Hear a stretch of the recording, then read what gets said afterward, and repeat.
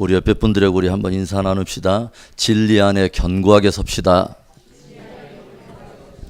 또 한번 우리 결코 흔들리지 맙시다. 금요 특강 오늘 네 번째 시간으로 오늘부터 몇 주에 걸쳐서 이단에 대한 부분들을 우리가 좀 나누려고 합니다. 우리가 복음 안에 견고하게 서는 것 못지않게 또 복음 안에서 다른 어떤 거짓된 복음과 잘못된 비진리를 분별하는 것도 굉장히 중요하다는 생각을 해요. 마태복음 24장에 예수님께서는 마지막 시대에 있게 될 많은 징조들을 다루시면서 제일 먼저 주님께서 경고하신 것이 많은 사람들이 내 이름으로 와서 너희를 미혹하게 될 것이라. 마지막 시대 특별히 미혹에 대한 것을 가장 징조 중에 첫 번째로 주님이 말씀하시죠. 마태복음 24장 4절과 5절에서. 그러면서 주님께서 뭐라 하냐면 많은 사람들이 와서 자기가 직접 그리스도라고 말하는 그런 사람들이 많이 나타날 것이다. 즉 뭐냐면 마지막 시대에 진리에 대한 미혹이 있게 될 것인데 그 중에 가장 공격받는 영역이 어디냐면 바로 기독론, 예수 그리스도에 대한 바로 그 부분, 그 영역이 집중적으로 공격을 받게 될 것이다 라고 하는 것을 들려줍니다. 그래서 우리가 오늘도 데살로니가 후서의 말씀을 보면 알겠지만 많은 사람들이 미혹 가운데 넘어지고 그것으로 인해서 마지막 시대에 굉장히 어려움을 갖게 되는 아주 중요한 이유가 뭐냐면 저들이 진리의 사랑을 받지 못하기 때문에 구원을 받지 못하는 것이다. 그래서 우리가 그 말을 그대로 직역을 하면 어떤 뜻이냐면 진리를 사랑하지 않기 때문에 거짓 것을 좋아하고 하게 되고 거짓 것을 좋아하는 그 구미의 미혹이 딱 입맛에 당기기 때문에 결국은 미혹을 쫓아가게 된다는 것이죠. 그래서 제가 자꾸 말하잖아요. 마지막 시대 진리를 사랑하는 사람이 복이 있습니다. 진리를 사랑하되 생명처럼 사랑해야 하는 것입니다. 할렐루야. 그래서 우리가 저와 여러분이 진리 안에 깊게 우리가 무엇인가를 이렇게 진리를 확증하지 못하고 진리 안에 우리가 마음을 뿌리를 내리지 못하면 뿌리 내리지 못하는 그 흔들림에 자꾸 어떤 것이 틈을 타가지고 미혹을 받게 된다고 하는 것이죠. 그래서 요한복음 8장 32절에서도 예수님께서도 어떤 말씀 하십니까? 너희가 진리를 알지니 진리가 너희를 자유케 하리라. 할렐루야. 진리를 알지 못하면 다른 것에 종노릇하게 돼요. 거짓에 종노릇하고 매이게 된다는 거죠. 그래서 참된 진리가 너희로 하여금 복음 안에 완전히 모든 것들을 의문과 종노릇했던 모든 것들을 벗겨내서 너희로 참된 자유를 준다. 호세아서 4장 6절에 보면은 북왕국 이스라엘이 서서히 멸망해 갈 때에 호세아라고 하는 선지자가 나타나서 왜 북왕국 이스라엘이 넘어지고 멸망하게 되었는가 하는 것을 예언적으로 어떤 말씀을 주냐면 호세아서 4장 6절의 말씀에 내 백성이 지식이 없어서 망하는도다 라는 말을 합니다. Lack of knowledge. 지식이 너무도 결핍돼서 하나님에 대한 기초 지식이 부족해가지고 믿음에 대한 복음의 지식이 약하기 때문에 저들이 거짓 것을 사랑하고 넘어져서 이제는 뭐냐면 우상숭배에 빠지고 결국은 비진리에 빠져가지고 거짓 선지자의 노름에 계속 나가라가 온 통째로 놀아나더니 결국은 망할 수밖에 없다라고 들려주고 있는 것입니다. 진리에 대한 지식은 생명을 좌우하는 것이죠. 굉장히 중요한 영역이라고 하는 거죠.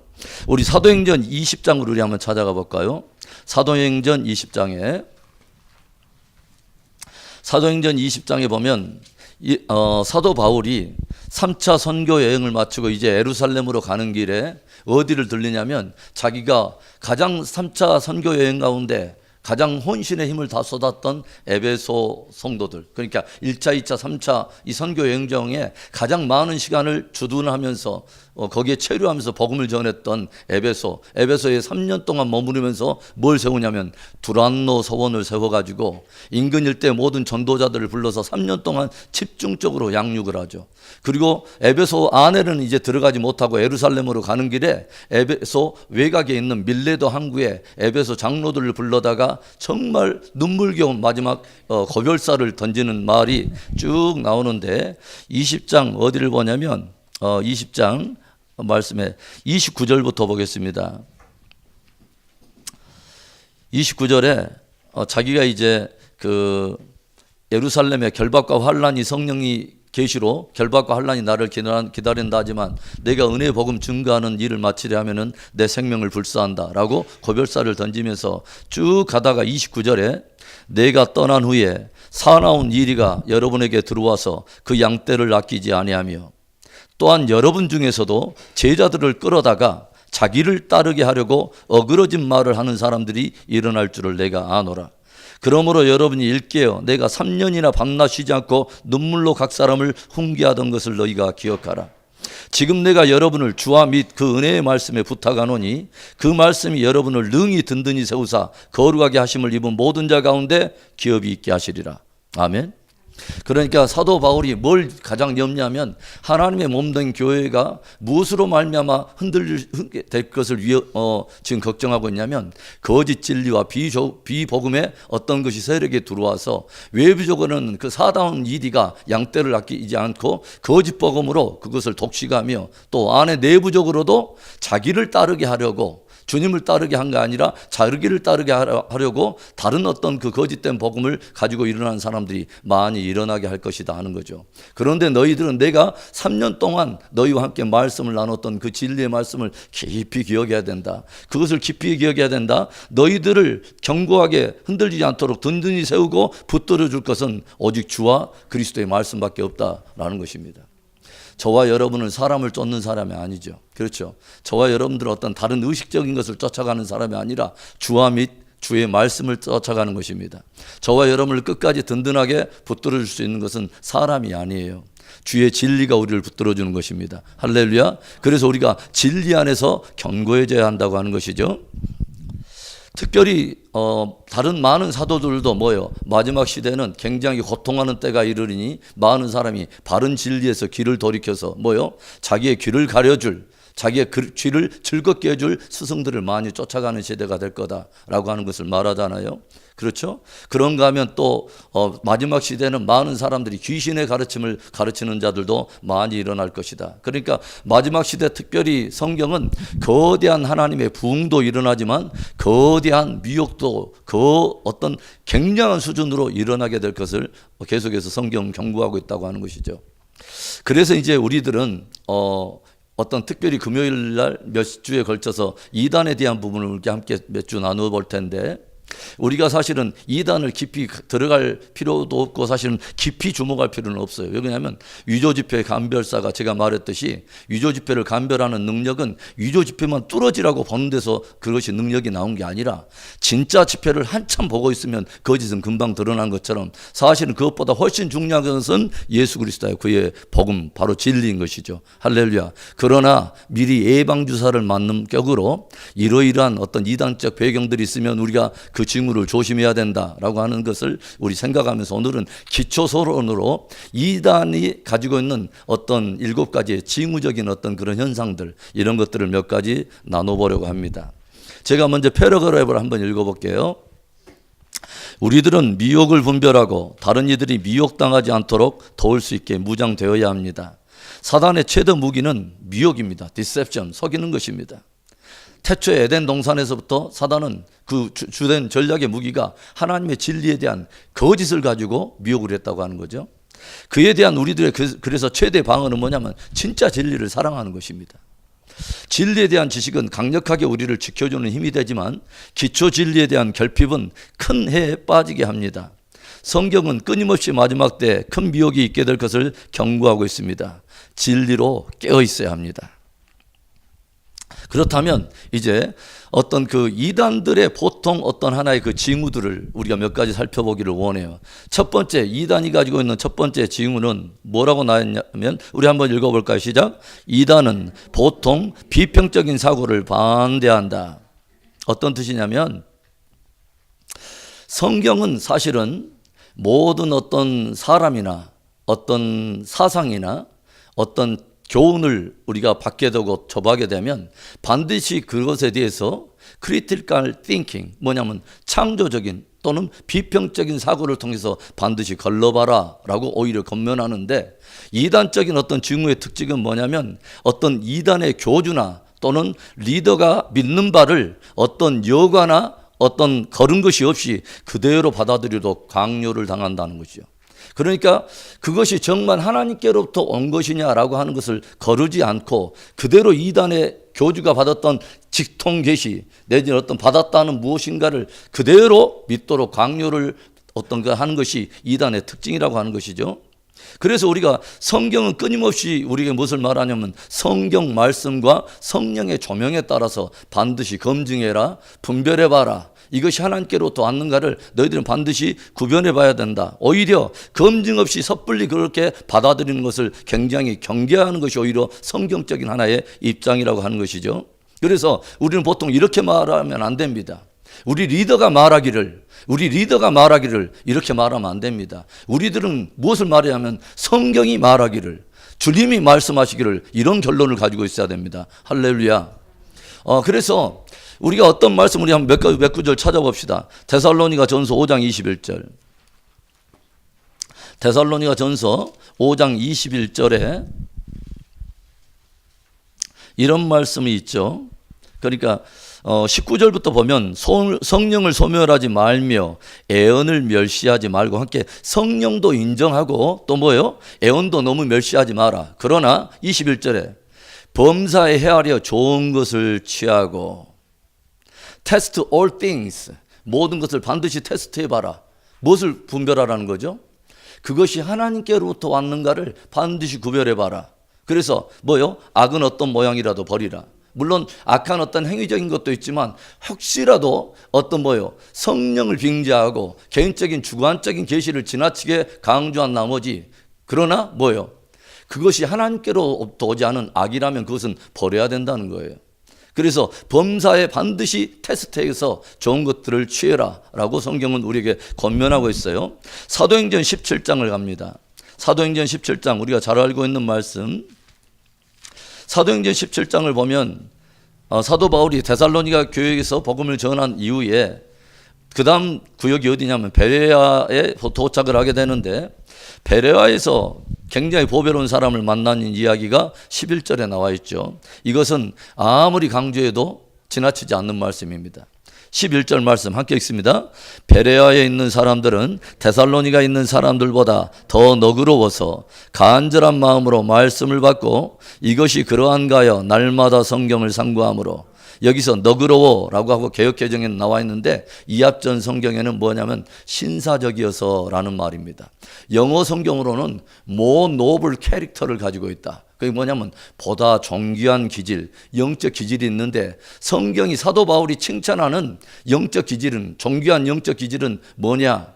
그것은 바울이 말을 하니까 바울이 말한 바, 즉 바울에게서 들은 바 그것을 그대로 가지고 날마다 집에서 뭘 하냐면 이것이 바울이 말한 것이 진짜 성경에 그러한가 하여 성경의 권위 아래서 바울의 말을 비춰봤다는 거예요. 사도니까 어지게 하겠어? 그 사람이 교단 총회장인데 어지게 하겠어? 그 사람이 유명한 신학자인데, 그 사람이 최고의 어떤 건데 리더십인데 어지게 말하겠어? 목사님이 말한 건데 어지게 하겠어? 라고 생각이 아니라 그 말씀을 반드시 가져다가 어디에 권위 아래 딱 비춰보냐면 성경 말씀 아래서 반드시 비춰봐서 성경이 정말 그러하다면 그 진리를 붙들고 이제는 내 복음으로 딱 가졌다는 것이죠. 이것이 바울이 보는 아주 보배로운 믿음이라는 거죠. 할렐루야. 여러분, 제가 확증하지 못하는 복음은 절대로 내 복음 아니에요. 듣는 것만으로 내 복음이다 착각하면 안 돼요. 들었다고 해서 내가 모든 것을 알고 있다고 생각하는 건 절대로 아니에요. 내 안에 확증하지 않으면 다른 누군가가 언젠가는 또 다르게 와가지고 다른 소리 하면 또 그것도 또 흔들리게 돼 있고 이러저러 흔들리는 거죠. 진리에 우리가 확증해야 되는 것이죠. 그래서 디모데에게 사도 바울이 뭐냐면 너는 어려서부터 배우고 네가 그 배운 것을 확증하라. 배운 것을 네가 확증하라 라고 계속 권면하지 않습니까? 그래서 저와 여러분은 누구에게 무엇을 새롭게 들었든지 간에 어떤 가르침을 받든지 반드시 집에 가서 그걸 가지고 내가 성경 아래서 내 말로 이것을 정리를 할 줄 알아야 돼요. 우리가 그 새가족반을 제가 이 3주 동안 항상 공부하면서 어떤 것들을 제가 숙제로 계속 냈었냐면 요한복음 21장을 7장씩 해가지고 3주 동안 훈련받을 동안 각 장을 3주씩 요약하도록 제가 숙제를 냈어요. 그래서 우리 이진이 우리 집사님이나 우리 윤다희 자매는 계속 그 숙제를 했어요. 그 전까지는 그 숙제를 내지 않았어요. 그런데 왜 제가 그것을 갑자기 생각을 했냐면 하나님의 말씀을 갖고 있는데 내 말로 정리를 해보는 것과 그냥 대충 이렇게 읽고 그냥 아멘 아멘 하는 것과 굉장히 다르다는 거죠. 이 말씀 속에서 내 믿음으로 내가 그 주님을 고백하고 성경의 진리를 내 말로 내 마음에 꼭 새기듯이 그것을 정리해 보는 것은 굉장히 중요하다고 하는 거죠. 여러분, 하나님의 말씀을 누구에게 듣든지 가든지 반드시 그것을 examine, 반드시 점검하고 검토해서 여러분의 복음으로 갖는 귀한 은혜가 있기를 바라요. 이 영적 좋은 그 기질, 뭐 노블 캐릭터, 신사적이라는 말은 영국 중절모를 써가지고 신사가 아니에요. 영적으로 정말 보배로운 믿음은 하나님의 말씀에 대한 우리의 태도예요. 하나님의 말씀을 받을 때 간절한 마음으로 받아. with eagerness, 간절한 마음으로 받고 그걸 받되, 그러나 그 말씀이 정말 그러한가요? 반드시 그것을 성경적으로 점검을 했다. 그것이 하나님 앞에 볼 때 거룩한 믿음, 존귀한 믿음이라는 거예요. 할렐루야. 요한일서 4장 1절. 요한일서 4장 1절을 보겠습니다. 요한일서 4장 1절에 이런 말씀이 있어요. 찾으셨어요? 1절만 읽습니다. 시작. 사랑하는 자들아, 영을 다 믿지 말고 오직 영들이 하나님께 속하였나 분별하라. 많은 거짓 선지자가 세상에 나왔습니다. 선지자 이름으로 온다고 다 믿지 말라는 거예요. 아무나 함부로 섣불리 믿지 말라는 거예요. 대단한 뭔가가 막 있다고 해서 함부로 외적으로만 보고 외적인 현상과 표징으로만 갖고 함부로 그거 받아들이지 말라는 거죠. 반드시 뭐냐면 그가 어떤 말을 하는가, 그에게 어떤 열매가 있는가, 그리고 그것이 성경적으로 바로 증거가 된 말인가라는 것을 늘 점검해 봐야 된다는 거죠. 이것은 의심이나 비난이나 어떤 그런 것과는 달라요. 비난이나 어떤 그것을 뭐 비판하거나 어떤 이런 것과는 다른 거예요. 굉장히 건강한 비평적인 사고가 오히려 있어야 된다고 하는 거죠. 그래서 사람들을 만날 때나 다른 어떤 것들 갈 때, 다른 어떤 리더십들이 이렇게 이야기할 때 정말 하나님께 왔는가, 이것이 하나님께로부터 온 교훈인가를 깊이 있게 한번 고민해 봐야 된다는 거죠. 분별을 해 봐야 된다고 하는 거예요. 여러분들, 그러면 무엇으로 분별하는 거죠? 진리로, 하나님의 말씀으로. 할렐루야.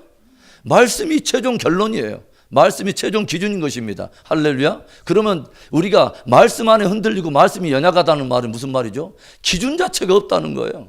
기준 자체가 흐리다는 거죠. 이러면 언제든지 미혹의 밥이 된다는 거죠. 여러분, 내가 확증할 수 있는 나의 진리, 내 복음이 더욱더 강건하게 세워지는 은혜가 있기를 바라요. 할렐루야. 자, 그 다음에 두 번째, 이단의 어떤 그 징후 중에 하나는 뭐예요? 가정을 굉장히 무시해요. 가정을 굉장히 가볍게 여기게 만들어요. 그러니까 어떤 자녀들로 하여금 그의 부모에게 하나님께서 실어주신 거룩한 권위보다도 그 어떤 단체나 그 교주에 대한 어떤 리더십에 훨씬 더 권위를 두게 만들고, 또 어떤 여자들에게 남편이 차지해야 될 위치보다도 어떤 리더십이 가지고 있는 그 권위에 오히려 복종하게 만들고 더 권위를 더 이렇게 무게중심을 실어주고, 남편들이 그런 어떤 그런 시스템이나 이런 것들을 굉장히 정상적인 것으로 받아들이도록 강요를 한다는 거죠. 그렇게 조용히 보니까 요즘 그 이단적 어떤 그런 것으로 많이 이렇게 보도되고 있는 그런 단체나 이런 데서는 항상 어떤 일이 일어나죠? 꼭 가정에 문제가 있지 않습니까? 자녀들이 갑자기 가출을 하기 시작해요. 이게 성경적입니까, 여러분? 갑자기 아내가 어느 날 갑자기 장바구니 들고 엄한 데로 가가지고 며칠 동안 안 돌아버려요. 이런 일들이 어떻게 일어날까요, 여러분? 이게 과연 성령의 역사일까요, 여러분? 이거 절대로 아니에요. 이단의 특징은 가정을 자꾸 분리시키고 해체시킨다는 거죠. 그러나 성경은 절대로 그렇지 않아요. 여러분, 에베소서에 바울이 교회론을 다루면서 5장에 보면 이제 영적 전쟁을 진입하기 위해서 바울이 뭘 말하냐면, 너희가 술 취하지 말라. 그리고 대신 무엇을 받으라? 성령의 충만함을 받으라. 성령을 받으라 라고 말씀한 뒤에 곧바로 따라 나온 말이 뭔지 아세요? 아내들아, 남편들아, 자녀들아, 아비들아, 종들아, 상전들아, 관계의 회복을 다루고 있다는 거죠. 여러분, 성령의 충만은 반드시 관계 회복으로 드러납니다. 할렐루야. 성령의 열매는 관계의 열매라고 말할 수 있는 거예요. 그런데 가장 먼저 그 열매가 드러나는 것이 어디냐? 가정입니다. 남편과 아내의 관계가 회복이 돼요. 성령의 충만하면 부모와 자녀 간에 이런 것들이 풀리기 시작해요. 형제들 간에 이런 것들이 풀려서 오히려 뭐요? 건강한 신앙의 가문을 이룬다는 거죠. 그러죠? 그런데 이단의 특징은 그러지 않는다는 거죠. 이상하게 하나님께서 그 가정에 세워주신 아주 고유한 어떤 리더십들, 뭐냐면 가장의 권위를 해체시켜버린다거나 아니면 어떤 고유한 그 부인이 해야 될 어떤 그 위치, 자녀가 해야 될 부모에 대한 어떤 합당한 어떤 그런 위치들이나 직임들을 그것을 굉장히 경홀히 여기고 이단적 가르침에 헌신하도록 만들어버리는 그 교주적인 어떤 그 리더십 앞에 오히려 그 복종하게 만드는 이런 것을 굉장히 강요하는 경향이 있다고 하는 거죠. 여러분 조용히 생각해 보세요. 우리 주님께서 항상 치유 사역을 하시고 어떤 것을 고치시는 것의 근본은 뭐예요? 그 영혼에 대한 회복이면서 동시에 뭐예요? 그 가정에 대한 브로큰 어떤 릴레이션십을 다시 회복시켜 주는 거죠. 그렇죠? 그래서 다시 이 사람을 하여금 건강한 가정, 건강한 공동체, 건강한 사회에 들어가서 건강한 신앙생활을, 건강한 삶을 살아내도록 회복시켜 주는 것이 주님의 역사인 것입니다. 할렐루야. 그래서 뭔가가 가정을 굉장히 불화하게 만들기 시작하고, 불화하는 정도가 아니라 뭐요? 막 해체하는 수준 정도로. 그래서 자꾸 그러니까 신앙생활 잘하던 자녀가 갑자기 가출했다거나 아니면 엉뚱한 데 가가지고 공동체 생활을 하면서 이제는 뭐예요? 저번에 어디 영상 보니까 엄마 딱 오니까 아줌마라고 그러대. 그리고 아버지 오니까 아저씨라고 그러면서 이게 과연 성령의 역사일까요? 여러분, 아무리 좋은 가르침, 아무리 좋은 교훈, 어떤 선지자적인 이름을 걸고 어떤 굉장한 것을 가지고 우리들에게 다가와도 가정을 해체시키거나 어떤 고유한 직임들에 의해서 경홀히 만든다면 분명히 그건 이단적 징후인 것을 여러분 믿을 수 있길 바라요.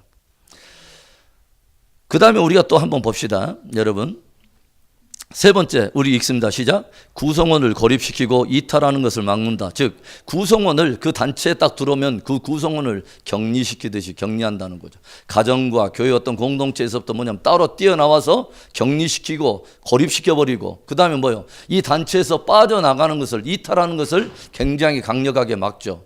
그래서 어떻게 그런 일들을 하는 것입니까? 여러분, 이단은 하나님의 뜻을 행하게 하는 것에 맞추는 것이 아니라 오히려 이단의 어떤 최고의 리더십이나 그 단체가 지향하고 있는 어떤 그런 가르침에 헌신하도록 만드는 것이 이단적인 어떤 특징이죠. 그래서 그런 거 있잖아요. 그러니까 그 단체에서 이렇게 나간다 하면은 무엇으로 막 압박하냐면 앞으로는 심판을 받게 될 것이다. 굉장히 막 어두운 말, 무서운 두려운 말을 해가지고 그 단체에서 이탈하는 것을 이래 막게 하는 거나, 어떤 심한 어떤 단체 같은 경우는 어떤 그 단체를 지키는 어떤 외부 조직, 약간 물리적인 힘을 행사하는 그런 조직을 만들어가지고 그 단체에서 빠져나가지 못하게 만드는 어떤 그런 일도 있지 않겠습니까? 여러분, 성경은 그렇지 않죠. 성경은 사실은 무엇을 가르칩니까? 어떤 그 공동체 안에 들어오면 그 사람이 하나님을 경외하는 고유한 믿음을 가지고 자발적으로 하나님의 일을 감당하고 선한 그릇으로 또 세워질 수 있도록 그것을 돕는 게 우리의 신앙의 공동체 아니겠어요? 그렇죠? 왜 하나님께서 우리에게 성경을 주셨을까요? 성경의 목적은 두 가지죠. 하나는 뭐냐면 구원 얻는 믿음을 주시는 거죠. 그 다음에 또 하나님의 사람으로 하여금 선한 일을 행하기에 온전케 하려고. 그러니까 먼저는 구원에 대한 부분과 또 하나는 하나님의 선한 일꾼으로 만드는 것이 바로 성경의 주된 어떤 목적 아닙니까?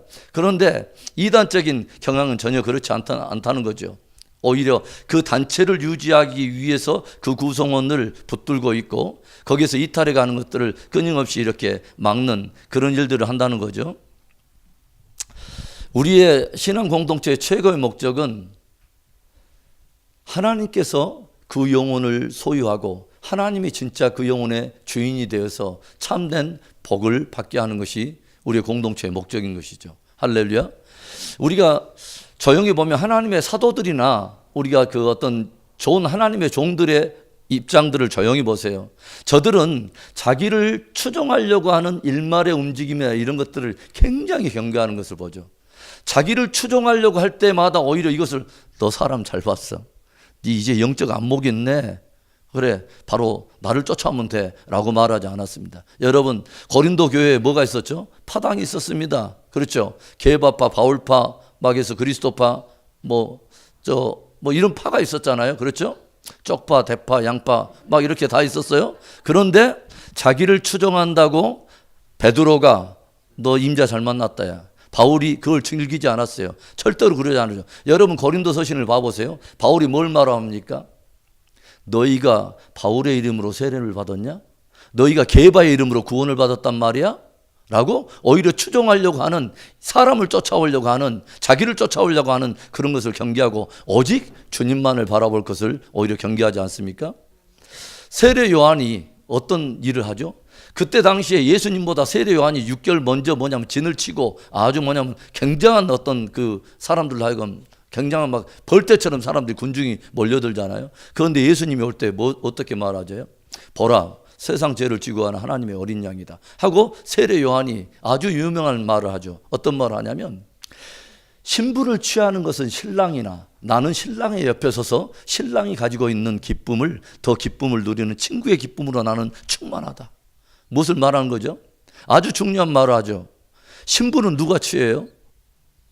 신랑이 취하는데 자기는 신랑의 친구가 돼가지고 옆에 서가지고 신랑이 신부를 즐거워하고 있는 그 기쁨을 옆에서 친구로서 그것을 즐거워하는 거죠. 신랑이 기뻐하는 것들을 즐거워하는 거죠. 그러니까 신부가 막 신랑을 사랑하고 그 신랑이 또 신부를 좋아하는 것들을 바라보면서 신랑의 친구는 그 옆에서 너무 즐거워하고 있는 거예요.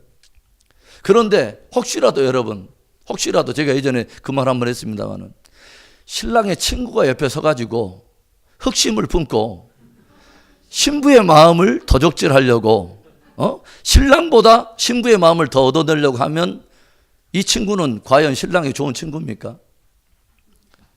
전혀 아니죠. 예전에 제가 그 아이압에 가가지고 강의를 들을 때 밥소르기라고 하는 그 목사님이 굉장히 그 목을 어렵게 내시는 그 목사님이 계세요.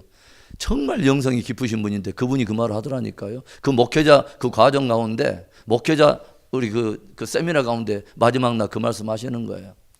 그걸 하는데요, 많은 선교사님들, 많은 목사님들이 많이 울었어요. 마음에 찔려서. 행여라도 성도의 마음을 내가 얻으려고 하지 않았나? 행여라도 다른 사람들을 나에게 이끌려고 하지 않았나? 신부를 얻는 것은 신랑인데 신랑의 기쁨에 충만한 것으로 우리가 즐거워야 되는데 내가 신부들의 마음을 얻으려고 하지 않았는가? 여러분, 이단들의 특징은 뭐예요? 사람들을 자기에게 이끈다는 거죠. 사람에게 이끌어가 가지고 주님을 바라보지 못하게, 오히려 주님보다 훨씬 자기를 의지하게 만드는 것이 이단적 징후들이 있다고 하는 것이죠. 네 번째, 그래서 보니까 네 번에는 이단의 리더십에 대한 부적절한 충성과 접촉을 강요할 때가 있죠. 그렇죠? 요즘 일어나는 그 많은 이단들을 보면 어떤 일들이 있죠? 보통 그 구성원들로 하여금 예수님을 향한 어떤 충성대보다 그것의 어떤 단체나 어떤 그것을 이끌고 있는 전체 어떤 리더십한테 부적절한 충성 또는 부적절한 어떤 접촉을 강요하는 경향이 많이 있지 않습니까, 여러분? 그렇게 해가지고 지금 학교에 들어가신 분들이 몇 분 계세요. 그러죠? 학교에 들어가신 분들이 정 누구하고 또 누구 계세요. 최근에 만민 어디 거시기에 또 어떤 분도 지금 들어가 계세요. 그래도 밥도 잘 드시고 계세요. 무엇을 굉장히 어떤 그런 일들이 있습니까?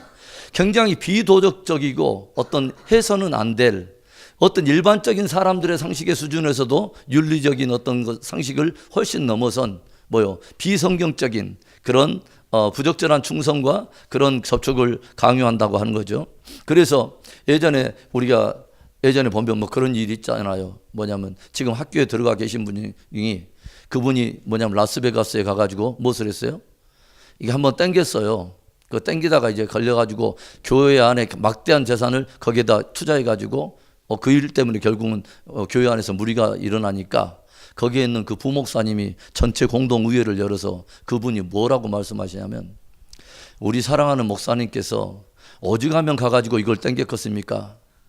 저희 교회를 건축해 보려고 정말 가가지고 주무시지도 못하면서 거의 철야기도 하시는 심정으로 땡기는, 여러분 그 목자의 심령을 아십니까? 그러니까 거기에 있는 한 5, 6만 명 모인 성도들이요 다 일어나서 기립박수 하더라니까요. 그래서 굉장히 이런 그 위험한 것. 그래서 어떤 그 예수님에 대한 것보다 어떤 그 충성과 어떤 헌신의 방향이 그 리더십이라나 아니면 그 단체 정신에만 너무 지나치게 집중되어 있는 이런 것들은 이단적 징후로 우리는 볼 수 있다라고 하는 것이죠. 그래서 골로새서 2장 19절에 그런 말이 나와요. 그 모든 어떤 잘못된 징후들 중에 하나는 머리를 붙들지 아니하는 연고다. 즉 머리 대신 예수 그리스도를 붙들지 않는 것은 다 이단적 징후가 갈수록 농후해질 하나의 그런 경향을 가지고 있다라고 성경은 주의하고 있다고 하는 것이죠. 자, 그다음에 보니까 다섯째 보니까 성경적인 경건한 행위의 범주를 넘어선다. 제가 말을 했잖아요. 그래서 뭐예요? 예전에는 뭐 전도관이라든가 아니면 통일교 뭐 이쪽의 어떤 흐름에서는 어떤 그 복음을 말했냐면 피가름이라는 그 말이 있었죠. 여러분 피가름이 뭔지 아세요?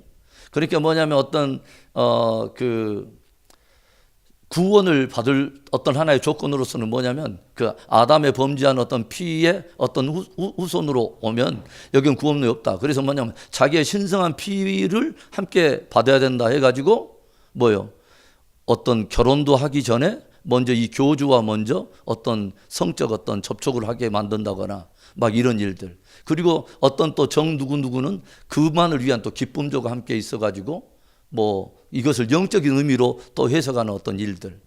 그 다음에 막대한 어떤 그 부와 어떤 것들을 가질 어떤 것들을 무엇을 가지고 성경적인 의미를 왜곡시킴으로 말미암아서 어떤 전체 리더십의 부도덕한 행동을 성경의 어떤 것을 왜곡된 진리로 무마하려고 하는 이런 일들이 어떤 이단에서는 굉장히 많이 일어나고 있는 것을 우리가 종종 보게 된다고 하는 것이죠. 여러분 구약에서도 어떤 일이 일어나죠? 엘리의 제사장의 두 아들이 있었죠. 누구죠? 홈리와 비느하스가 있었어요. 그런데 홈리와 비느하스가 그때 뭐였죠?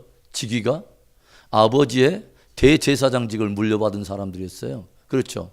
대제사장들이에요. 그러니까 홈리와 비느하스가 그런데 뭘 하죠? 하나님께 제사 드리기 전에도 먼저 그 고기 중에 가장 상위가 되는 최고의 품질의 그 부분을 먼저 갈고리로 끄다다가 제사장의 몫으로 챙기는 거죠. 하나님 앞에 드리기도 전에. 또 뭘 하죠? 회막문에서 수종 두는 여인들과 동침하는 이야기죠. 그러죠. 회막문에서 수종 두는 사람들은 오늘날에 어떤 사람들이죠? 오늘날의 예배자들, 성도들 말입니다.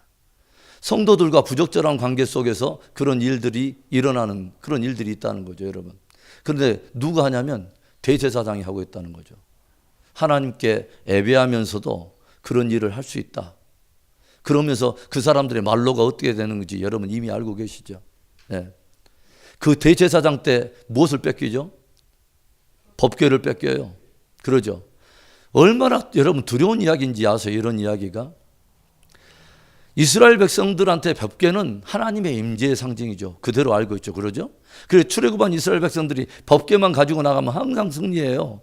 그런데 이번에도 블레셋에게 자꾸 그건 밀리니까 법궤 가지고 나가면 이길 줄 알았어요. 그러죠. 그런데 결국은 법궤도 빼앗기고 홈리와 비느하스도 동일한 날에 죽고 그러죠. 여러분 경건이 떠나고 하나님을 사랑하는 거룩이 사라진 곳에 경건의 껍데기가 무슨 필요가 있습니까? 그러죠. 주님께서 나중에 이스라엘 백성과 남유다 백성들한테 그 말하죠.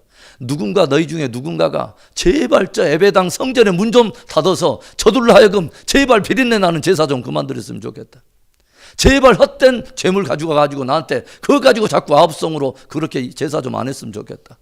저들의 삶은 다 엉망이면서 다 엉뚱한 것으로 정말 세상 사람도 그러지 하지 않을 일들을 그렇게 저지르고 오면서 그대로 와가지고 뭐냐면 헛된 재물로 분양하면서 나한테 그 제사 받으라 하는데 내가 이제는 코에 아주 지린내가 난다.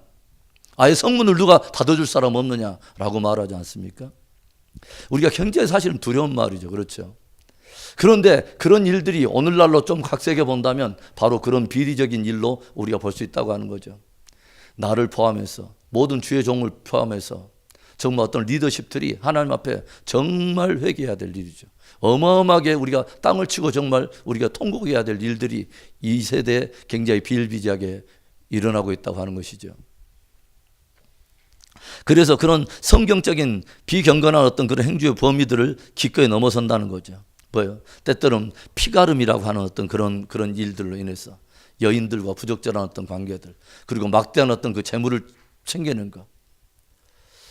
제가 어떻게 최근에 이렇게 어떤 영상을 보니까 굉장히 그 가장 큰 교회에 그 목회하고 계시는 목사님의 사모님이 막대한 어떤 그것을 가지고 온 세계에 전역으로 부동산을 사들이고 그것을 가지고 관리하고 있는 것들을 봤어요. 지금 마음속에 너무너무 마음이 아파요. 마음이 아파요. 초심은 다 그러지 않았을 거 아닙니까? 그러죠? 초심은 절대로 그러지 않았을 거예요. 우리가 초심에서 점점 멀어지는 것이 얼마나 위험하고 얼마나 우리가 경계해야 될지 모르죠. 주님께서도 자꾸 그래서 말하잖아요. 에베소 교회에게 너희의 처음 사랑이 어디서 떨어졌는가 봐라. 그래서 다시 뒤돌아봐서 반드시 회개해서 처음 사랑 처음 행위를 가져라. 처음 사랑 처음 행위를 가져라. 이거 굉장히 중요한 복음이라고 하는 것이죠, 여러분. 그래서 그런 이단적인 어떤 징후는 어떤 성경적인 경건한 행위의 범주를 기꺼이 넘어서는 일들이 많이 일어난다. 그 다음에 오히려 성경은 뭐예요? 성적인 순결과 어떤 재산의 사적인 어떤 소유권을 인정하죠. 그리고 그것을 가지고 주님께 드리는 것은 사실은 주님께 감사하고 공동체의 유익과 뭐예요? 기꺼이 자원함으로 우리가 주께 헌신하는 거지, 그것을 강요받는 것은 아니잖아요. 그 다음에 여섯 번째, 우리 함께 읽어볼까? 시작. 교회를 사랑하며 교회 중심의 신앙보다는 교회로부터 분리시킨다. 이단들의 특징을 보면 그들만이 하나님 앞에 특별한 위치를 가지고 있다고 자꾸 말을 하죠. 그들만이 특별한 계시를 가지고 특별한 위치에 있다, 특별한 신분에 있다, 영적 신분에 있다. 그래서 다른 기존적인 어떤 내려오는 어떤 정통적인 교단이나 어떤 그런 단체들을 굉장히 비난하죠. 그러죠? 그들을 비난해야 본인들이 서야 될 어떤 그런 영역이 있기 때문에 그런 것들을 굉장히 비난하면서 본인들의 입지를 세운다고 하는 거죠. 그리고 뭐예요? 다른 어떤 그리스도의 공동체를 비난하면서 자기들만 구원이 있다고 그 사람들이 말을 한다는 거죠. 우리들에게만 구원이 있다. 그리고 우리들에게만 하나님과의 특별한 신분과 위치에 있다라고 하는 거죠. 최근에 그런 공동체들이 많이 있죠. 그렇죠? 우리에게만 특별한 계시가 있다. 우리만 하나님 앞에 들림받고 구원을 받는다. 예전에 그 구원파들 이렇게 보면은 다미선교회나 막 이런 것들 보면은 뭐 하여간 대단했잖아요. 그렇죠? 막 그 92년인가요? 그때가? 그래가지고 막 그때 뭐 하여간 주님 온다고 본인들만 하여간 들림 받는다고 하여간 난리를 또 법석 뺐고, 최근에 또 어떤 무리들은 뭐예요? 본인들이 14만 4천이라는 거지. 응? 본인들만. 그리고 또 뭐냐면 어디 그것을 해가지고 어디 성전에만, 과천 아니면 어디 계룡산 어디 막 특별한 지역 막 이런 데만 어떤 특별한 장소에 이미지를 둬가지고 거기에 굉장한 것들이 있는 양. 제가 그래서 자꾸 말씀을 드리잖아요. 성경에 분명히 나타난 어떤 주제나 어떤 상징적 표현들이라 할지라도 그것을 가지고 특별한 인물이나 특별한 공동체나 특별한 장소로 연결해 가지고 이끌고 가는 것은 다 이단이에요. 그건 다 이단이에요. 그건 성경적이지 않아요. 그걸 우리가 깊이 생각해야 된다는 거죠. 자, 그 다음에 우리가 보면은 대부분 어떤 그런 공동체를 보면 기존 어떤 그 정통성 있는 교단이나 교리들 아니면 또 교회들을 이렇게 비방한다는 거죠, 여러분. 심지어는 어떤 일이 일어나죠? 그런 건강하게 또는 세워지는 어떤 공동체를 들어가지고요, 어떤 일을 해요? 그 공동체를 통으로 삼키는 독식하려고 하는 이상한 단체가 일어났죠. 그러죠? 산 옮기기. 이게 산 옮기기예요. 그래서 뭐냐면 들어갖고 이게 전략이에요. 그러니까 기존 교회는 다 바벨론이야. 그래서 목자들은 다 싹군이고 거짓 선지자들이에요. 그들이 볼 때는. 그러니까 들어갖고 모두 다 갈아엎어야 된다는 거죠. 그래서 굉장히 기독교 안에 있으면서 아주 특별한 폭력적 또는 혁명적 어떤 굉장히 진보성을 가지고 있는 그런 사람들이 막 거대하게 일어났어요. 한국에 보면 뭐 어마어마하죠. 지금 미국에도 굉장히 많이 들어와서 일부 지역 교회들이 굉장히 몸살을 앓고 있는 일들이 일어나요, 여러분. 그러니까 어떤 그 이단적 징후들이 그렇다고 하는 거죠. 그런데 성경적으로는 우리가 어떻습니까? 성경적으로는 우리는 무엇을 인정하죠? 온 우주적인 하나의 교회의 보편성을 우리는 인정하죠. 그리스도 예수의 이름 안에서 그를 믿고 성경적 진리를 따르는 모든 성도들은 교파는 좀 더 다르고 교회적 색깔은 다르지만 사실은 뭐예요? 서로가 서로를 공존하면서 인정을 하면서 함께 보듬고 가잖아요. 그렇죠? 그런데 이단은 그렇지 않다는 거죠. 본인들의 입지만 자기들의 어떤 계시만 특별하다는 거예요. 특별하게 하나님 앞에 본인들만 특별한 위치에 서 있다고 하는 것들을 계속 말을 하잖아요. 굉장히 사실은 좀 위험한 거죠. 조용히 보세요. 예루살렘 교회에서 결국은 뭐냐면 모든 사도들의 공동체가 있었는데 이제는 뭐냐면 예루살렘 유대인들을 중심으로 한 교회가 세워졌지만 나중에는 오히려 이 교회보다 어디 공동체가 훨씬 더 많이 커지냐면 이방 중심의 안디옥 교회가 굉장히 방대하게 커지고 오히려 예루살렘 교회보다 어디 교회가 큰 일을 많이 하게 되냐면 안디옥 교회가 어마하게 폭발적으로 성장하고 선교적 역량을 막 취하고 그러잖아요. 그럼에도 불구하고 항상 바울이 이방인의 사도였지만 선교를 다 돌고 나서는 선교 보고는 항상 어디 가서 하죠? 예루살렘 교회 가서. 그리고 선교 현장에서 일어난 유대교와 이방인 어떤 사이에서 일어난 그리스도의 복음과 함께 충돌하는 일들로 인해서 성도들이 어려움을 겪고 있는 이 일을 가지고 율법과 복음의 관계를 해결하려고 또 어디로 가죠? 예루살렘 교회. 그리고 사도들의 어떤 그 공동체에게 물어보잖아요. 그러죠? 그러니까 뭐냐면 어떤 의문이나 어떤 것들이 있을 때에는 항상 그 상위 기관에 함께 의논해갖고 건강한 것들을 함께 토의해서 그걸 통과해서 이렇게 전체적인 복음으로 붙들 수 있도록 온 교회가 그런 것의 어떤 그 모델을 보여주는데 이단은 절대 그러지 않다는 거죠. 오히려 기존 모든 것들은 다 싹 갈아갖고 오직 본인에게만 진리 있고 여기에만 구원이 있고 어떤 본인들만 하나님과의 특별한 위치에 있다고 하는 굉장히 위험한 발상을 가지고 있다고 하는 거죠. 이러면 우리는 이단적인 징후를 우리는 봐야 된다는 것이죠. 7번째, 성경과 모순 내지는 대치되는 특별한 계시를 굉장히 강조한다. 이 부분이 굉장히 핵심입니다. 뭐냐면 저들은 성경 말고 또 다른 계시를 굉장히 중요하게 생각해요. 그리고 이것이 오히려 성경보다 위에 있거나 아니면 성경과 대등한 위치에 있다고 이들은 말을 해요. 우리가 이제 다음부터 우리가 구체적으로 몇 개 우리가 이단들을 좀 더 살펴볼 텐데 예를 들어서 최근 한 200~300년 안에 미국에서 생긴 그런 그 이단들이 있죠. 예를 들어서 몰몬교라든가 아니면 여호와의 증인 아니면 뭐 안식일교 이런 거 다 사실은 미국적인 배경에서 일어난 거예요. 여러분 그럼 예를 들어서 봅시다. 몰몬교 그러면 이 사람은 1820년에 조셉 스미스라고 하는 아이가 14살 때 어떤 특별한 계시를 받고 청사의 방문을 받아서 어떤 뉴욕 외곽에 있는 한쪽에 있는 그 언덕에 금판이 있다라고 하는 것을 계시를 받고 그것을 찾아내 가지고 그것을 모두 번역해 놓은 것이 몰몬경이라고 말해요. 여러분 그리고 그들은 뭐라고 하냐면 이 몰몬경은 하나님의 감동으로 된 성경과 동일한 권위를 가지고 있다. 성경과 동일한 권위를 가지고 있는 것이 성경 말고 몰몬경 말고도 나머지 2개 또 있어요.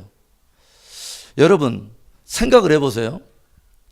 어떤 한 사람이 가지고 있는 받았다고 하는 주관적인 계시가 이것을 모든 사람들이 다 받는다는 것이 얼마나 위험한 거예요. 한 사람이 받은 주관적인 계시가 어떻게 기존적으로 몇천 년을 내려오는 객관적인 하나의 권위를 가지고 있는 그것을 훨씬 뛰어넘거나 대등한 위치를 가지고 그것을 권위를 가지고 있다는 게 여러분 말이 돼요? 굉장히 위험한 거죠. 여러분 왜 성경이 더 놀랍고 더 탁월하고 객관적인지 아세요? 성경은 한 사람의 계시가 아니라는 거죠. 성경의 저자 자체가 몇 명이에요? 40명이에요. 신구약 시대를 어우르는 그러죠. 모세가 BC 1500년 사람이고 그 다음에 사도들이 가장 늦게까지 산 사람이 사도 요한이 AD 95년까지 살았다면 거의 1600년에 걸쳐서 몇 명이 40명의 저자가 성경을 기록하는데 이 사람들은 서로 다른 시대를 살았던 사람이고 직업이 천차만별이기 때문에 만날래야 만날 수도 없는 사람들이에요. 그런데도 성경은 놀랍게도 66권이 하나의 주제를 관통하고 있다는 거죠. 무엇입니까? 예수 그리스도를 통한 구원입니다. 할렐루야. 이 일이 있으려면 딱 한두 경우에만 가능한 거예요. 여러분 40명의 서로 다른 시대 서로 만날 수 없는 사람들이 동일한 주제로 관통하고 있는 이 성경을 써내려갈 수 있다고 하는 것은 한 경우만 딱 가능한 거죠. 어떤 경우만? 역사를 초월해 있는 어떤 누군가가 당신이 하실 일을 인간들에게 정확히 계시해서 그들로 하여금 어리 없이 쓰도록 할 때만 가능한 이야기죠. 할렐루야. 그래서 뭐냐면 성경은 하나님의 감동으로 된 것으로, 사람이 임으로 낸 것이 아니라 하나님의 감동으로 된 것으로. 할렐루야.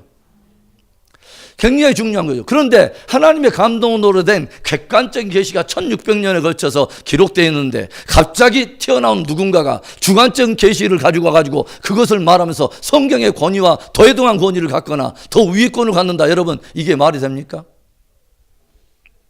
이건 말도 안 되는 이야기죠. 여러분, 아무리 주관적으로 뛰어난 계시여도 성경의 권위 아래서 딱 검증이 안 되면 이것은 이단적인 것입니다. 할렐루야. 제가 말을 하잖아요. 그 대표적인 사람이, 아주 본을 보여주는 사람이 사도 베드로예요. 초대교회 수장 베드로. 베드로는 어떤 것을 봤죠? 변화산에 가가지고 굉장한 계시를 봤습니다. 그렇죠? 어떤 것을 봤습니까? 예수님이 변화되는 놀라운 역사를 봤어요. 평상시에 갈릴리에 돌아다니는 그 예수님의 모습이 아니었습니다. 뭐냐면 온 옷이 희고 그 영광이 눈이 부셔서 볼 수 없는, 그리고 거기 보면 구약의 자기 유대인들이, 히브리 역사를 가지고 있는 모든 유대인들이 존경했던 구약의 두 인물, 누구죠? 모세와 엘리야가 주님의 과 함께 나타나는 것들 보면서 너무 황홀경인 이 계시에 빠져가지고 베드로와 야고보, 요한이 뭐죠? 우리가 여기에다 초막셋을 짓고 우리가 이 세 분을 모시겠습니다 라고 말하잖아요. 그렇죠? 그런데 하늘 위에서 음성이 들려요. 너희는 저의 말을 들으라. 이는 내 사랑하는 아들이요 내 기뻐하는 자. 너희는 저의 말을 들으라 하고 딱 보니까 이제는 누구는 없냐면 모세도 사라지고 엘리야도 사라지고 오직 예수 그리스도에는 보이지 않아요. 우리의 믿음이 그래야 돼요. 여러분, 우리가 모세에 집중할 게 아니에요. 우리가 엘리야에게 집중할 게 아니에요. 뛰어난 어떤 선지자의 이름을 가진 대단한 사람을 집중할 게 아니에요. 그 모든 사람들도 사실은 누구를 증거하러 하나님이 보냈냐면 예수 그리스도를 증거하러 보낸 것입니다. 할렐루야. 예수님이 중요한 거지. 제가 앞에 서 있다고 저는 예수님의 스피커이지 여러분이 저를 따라오면 안 된다는 거죠. 주님께서 말씀해 주신 주님의 진리를 따라하고 예수님에 집중해야지 오목사 집중하면 안 되는 것이죠. 할렐루야. 그래서 그런 일은 있을 수 없다는 거죠, 여러분. 그런데 베드로가 무엇을 말해요? 베드로가 그 놀라운 것을 봤어. 그런데 있지, 그 뒤에 딱 베드로가 무슨 말을 하냐면, 나중에 여러분이 베드로후서 보세요. 그럼 뭐냐면 베드로가 이런 말이에요. 그런데 우리는 그것보다도 더욱 확실한 예언이 있어서 너희가 샛별이 떠오를 때까지 이것을 주의하는 것이 가하다. 뭐냐면 내가 봤던 주관적인 계시 분명한 거야. 나 혼자 본 거 아니야. 야고보, 요한 봤어. 그런데 이 놀라운 예언보다 확실한 예언이 우리에게 있어. 그것보다 확실한 계시가 있어. 이게 뭐냐면 너희들은 샛별이 떠오를 때까지 이것보다 훨씬 이것에 주목을 하면서 그 의미를 새겨보고 그 진리를 파악해야 돼. 집중해야 될, 정말 너희가 집중해야 될 확실한 예언이 있어 라고 말하면서 뭐냐면 바로 성경에 대한 이야기합니다. 예언은 사사로이 풀 것이 아니니 사람에게서 난 것이 아니라 하나님의 감동을 받아 말한 것입니다. 성경 이야기하고 있어요. 할렐루야. 아무리 주관적으로 뛰어난 계시여도 성경적인 것에 권위 아래서 자기를 내려놓을 줄 모르면 다 이단적인 미혹인 것입니다. 할렐루야. 그래서 여러분, 그런 말이 들리고 뭐 성경의 위의 권위, 대등한 권위, 이상한 이야기 하면 여러분 따라서 합시다. 쓸데없는 소리다. 거기다 괜히 귀를 기울였고 성경하고 비슷하다고? 성경보다 더 권위 있다고? 괜히 여러분 그런데 귀 기울이지 마세요. 잘못 듣는 거예요. 자, 그래서 그런 일들이 있다는 거죠, 여러분. 그것뿐만이 아니죠, 여러분. 보면은 예를 들어서 저는 그런 생각도 해요. 그러니까 뭐냐면 6세기경에 이슬람이 발족을 하죠. 마호멧이 어떤, 그것도 역시 또 동일한 거죠. 주관적인 어떤 그 계시에 천사의 방문을 받아요. 천사의 방문을 받고 몰몬경을 받았던 조셉 스미스도 뭐냐면 어떤 천사의 방문을 받아요. 사도 바울이 뭐라고 말하면 갈라디아 성도들에게 말을 해요. 요즘 제가 그 갈라디아서 우리 새벽에 묵상 설교하고 있어요. 사도 바울이 무엇을 말하냐면 정말 힘쓰고 모든 심혈을 기워서 세운 갈라디아 교회가 흔들리는 거예요. 뭐냐면 은밀하게 이 교회에 찾아온 거짓 형제들에 의해서 성도들과 교회들이 흔들려. 그래서 보니까 저들이 전해준 복음은 뭐냐면 예수 그리스도의 복음으로는 충분치 않기 때문에 율법을 반드시 지켜야 된다라고 하는 것을 끊임없이 가르친 거죠. 그러니까 이 복음을 가지고 혹한 이 성도들이 유대적 더군다나 배경을 가지고 있는 사람은 그게 자기들이 지금까지 흘러왔던데 익숙해 있기 때문에 야 그게 일리 있는 이야기다. 복음으로만 그거 불편할 거야. 그것만은 안 돼. 뭐냐면 이거 더 얹이자라고 해서 그걸 말했는데 사도 바울이 뭐라고 말하는지 아십니까? 어리석도다 갈라디아 사람들아. 누가 너희를 그렇게 꾀더냐? 너희가 성령으로 시작해서 다시 육체로 마치려 하느냐라고 말하면서 우리라 할지라도 그리고 하늘로부터 내려온 천사라 할지라도 다른 복음, 다른 거짓 복음을 전하면 그에게 뭐가 있을지어다? 저주가 있을지어다 라고 말합니다. 사도 바울이 자기의 이름을 빼지 않았습니다. 우리라 할지라도 사도요라 일컬음 받는 우리라 할지라도 나 바울이라 할지라도 내가 만약에 예수 그리스도의 복음 외에 또 다른 것을 전하고 거짓 복음, 다른 복음을 이야기한다면 나는 저주받아 마땅하다. 심지어 자기의 이름을 거론하면서까지 자기를 저주하려 내어놓은 그 경고를 딱 그 안에 여지에 딱 넣어놓고 또 누구? 하늘에 온 천사라 할지라도 주님의 복음을 흩어르거나 왜곡되거나 다른 복음, 거짓 복음으로 이끄는 자가 있다면 무엇을 받아요? 저주가 있을지어다. 여러분 다른 어떤 대단한 계시에 여러분 속지 마세요. 그럴 시간이 있으면 따라서 합시다. 성경이나 읽자. 성경 읽어야 돼요. 할렐루야. 성경 깊이 묵상하고 성경 공부해야 되는 거예요, 여러분. 내가 직접 성경 공부해야 이게 내 복음이 된다니까요, 여러분. 자, 그리고 특별히 여러분, 성경적인 어떤 그 아주 중요한 주제들에 대해서 흔들리면 절대로 안 돼요.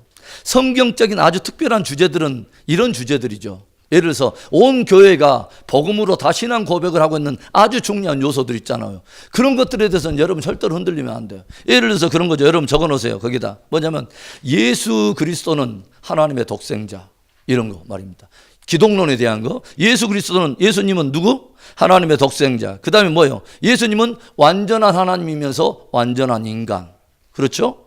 그 다음에 예수님의 동정녀 탄생. 그 다음에 뭐예요? 예수님의 죄 없으심, 무흠하신 분. 그 다음에 뭐예요? 예수님의 죽음과 육체의 부활과 승천에 대한 이야기. 그 다음에 삼위일체, 삼위일체. 이거 흔들어 놓으면 안 된다는 거죠. 그 다음에 뭐예요? 구원은 믿음으로, 은혜로 또 뭐예요? 예수 그리스도로만 받는다. 그 다음에 성경의 무오함. 성경은 오류가 없다. 성경의 무오함과 그 다음에 성경은 우리의 모든 삶과 신앙에 최고의 권위를 가지고 있다. 그 다음에 최종 권위를 가지고 있다. 최고의 권위, 최종 권위를 그렇게 뭐냐면 모든 것을 분별하는 최고의 어떤 기준, 최고의 기준은 뭐죠? 성경이어야 된다. 할렐루야. 성경을 통해서 나를 돌아보고 성경을 통해서 하나님에 대한 진리를 발견하고 성경을 통해서 구원에 대한 계시를 감감하고 성경을 통해서 역사를 읽어가고 성경을 통해서 영들을 분별해보고 성경 딱 되면 나오는 거예요, 여러분. 할렐루야. 그 다음에 교회의 하나됨과 다양성 이런 이야기. 그렇죠. 성경은 교회가 그리스도 안에서 한 몸이다. 그러나 다양한 지체를 가지고 있다. 온 우주적 교회가 다 그렇다 이 말이죠. 그렇죠? 그 다음에 어떤 것들에 대한 이야기냐면 역사적으로 모든 교회가 함께 고백하고 있는 정통 기독교의 신앙 신조들 이런 것은 소중하게 받아들여야 된다는 거죠. 예를 들어서 사도신경, 그 다음에 니케아 신경, 웨스트민스터 신앙 고백 이런 것들 말이죠. 여러분 사도신경을 최근에 이것을 원래 이렇게 고백하지 않았었는데 최근에 막 고백하겠다. 사도신경을 둘러싸고 이상한 다른 것들을 말씀을 하시는 분들이 있는데 절대로 그렇지 않아요. 사도신경의 어떤 그 신앙 고백들을 보면 이것도 원래 어떻게 해서 발족을 하냐면 1세기, 2세기 지나면서 뭐냐면 예수님의 어떤 기독론, 예수님의 어떤 이렇게 신성이나 인성이나 이런 것들을 공격하는 많은 이단적 징후들이 일어날 때에 사도들과 그 바로 밑에 있는 제자들이 우리들이 정통으로 내려오는 우리들이 온 교회가 함께 고백할 수 있는 신앙의 아주 중요한 요소들을 함께 뭐요? 신앙의 고백문으로 만들어서 이것을 통일시킬 필요가 있다 해서 조목조목들로 서로 이렇게 나눠졌던 것들을 서서히 이렇게 세워져 가면서 이게 정립된 게 사도신경이에요. 여러분, 제일 먼저 사도신경이 뭐죠? 전능하사 천지를 만드신 하나님 아버지를 내가 믿사오며. 정확하잖아요, 여러분. 우리는 창조주 하나님을 믿습니다. 할렐루야. 얼마나 성경은 위대한지 아세요? 창세기 1장 1절에 뭐냐면 주님께서 굉장히 어려운 말씀인데 우리 한번 외워볼까요? 1장 1절 시작. 태초에 하나님이 천지를 창조하시니라. 어마어마한 말씀입니다, 여러분. 태초에 어떤 한 분을 딱 이야기해요. 태초에 오직 한 분이 계신 바로 그 하나님을 이야기해요. 그런데 그 하나님 뭐요? 천지를 창조하셨다는 거예요. 할렐루야.